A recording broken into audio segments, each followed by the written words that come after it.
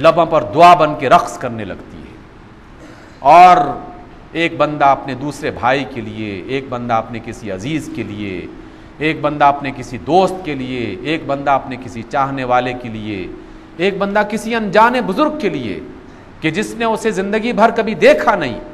اس کے لیے دعا کر رہا ہوتا ہے، اور اس کی عقیدت اور احترام میں اس کے قصے بیان کر رہا ہوتا ہے، اس کی سیرت بیان کر رہا ہوتا ہے،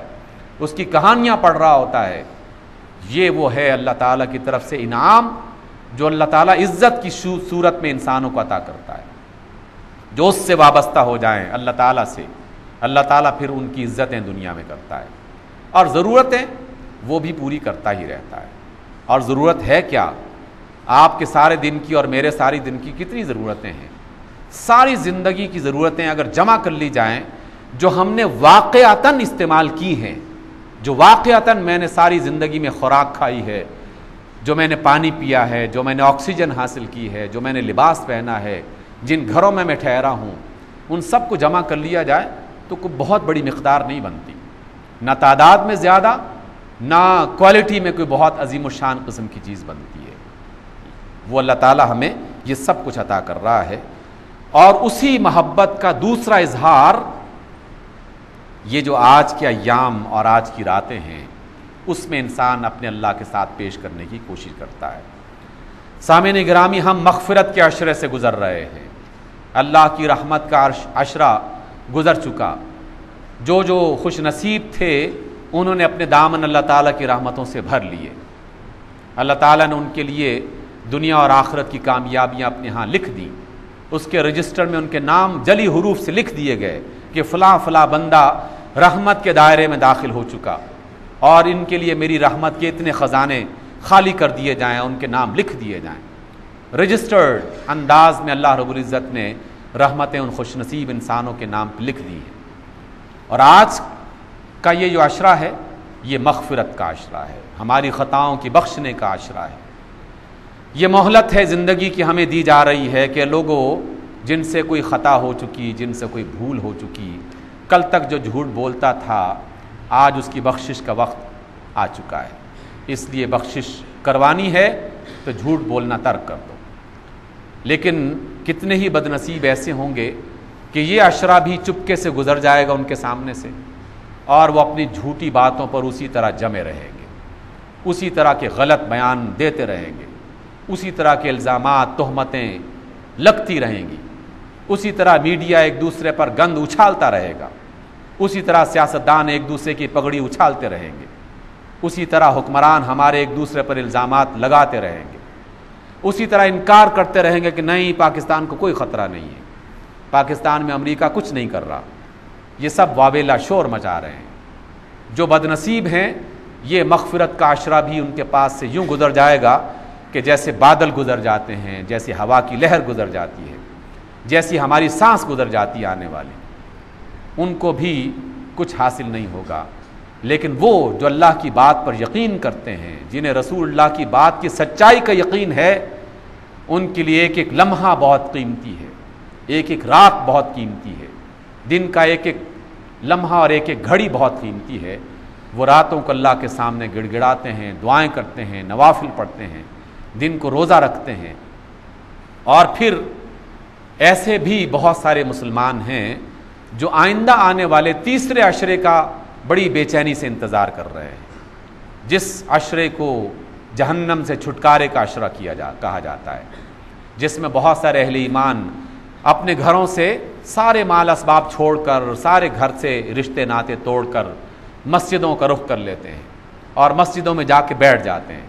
اعتکاف کی حالت میں اللہ تعالیٰ کی بندگی کرنا شروع کر دیتے ہیں، اللہ تعالیٰ سے بات چیت کرنا شروع کر دیتے ہیں، ان سے مناجات اور آہوزاریاں شروع ہو جاتی ہیں، خاص تعلق ہو جاتا ہے ان بندوں کا اپنے اللہ کے ساتھ۔ ایک روایت ہے رسول اللہ صلی اللہ علیہ وسلم فرماتے ہیں کہ کچھ لوگ اپنے آپ کو مسجد سے اس طرح وابستہ کر لیتے ہیں کہ ایسا لگتا ہے کہ جیسے وہ مسجد ہی کے ہو کے رہ گئے،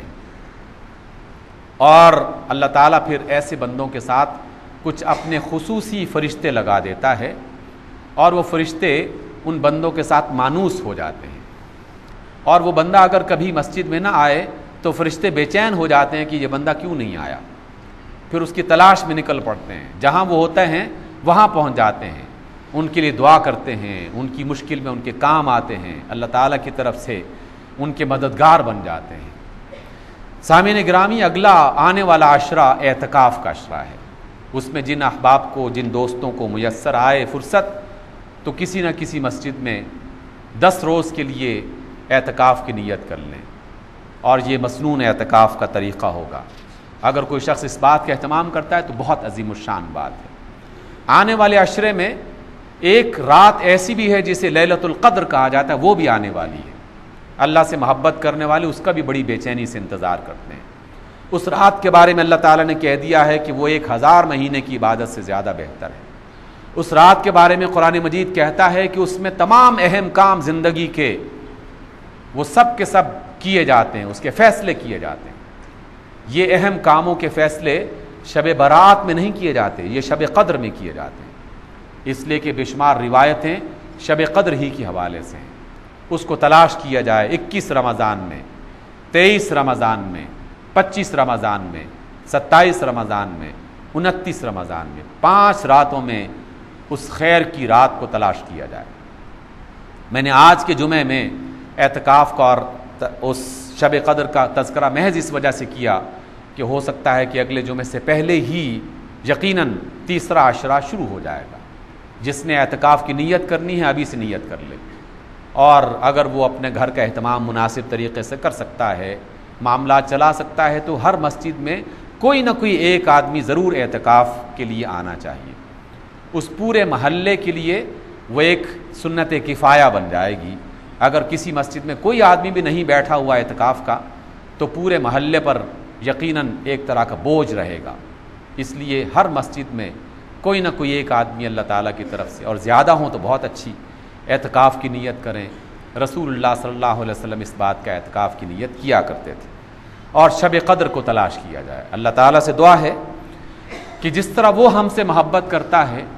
اس کا عشر عشیر ہمیں اپنے آپ سے محبت کرنے کی توفیق عطا فرمائے، تاکہ ہماری زندگی سنور جائے، ہماری عاقبت سنور جائے، دنیا کی تنگیاں ختم ہو جائیں، اور آنے والی آفتوں، مشکلات اور آنے والے طوفانوں سے ہم محفوظ ہو سکیں۔ اللہ تعالی ہمیں نیکی کو سمجھنے اور اس پر عمل کرنے کی توفیق عطا فرمائے۔ اقول قولی ھذا واستغفر اللہ لی ولکم۔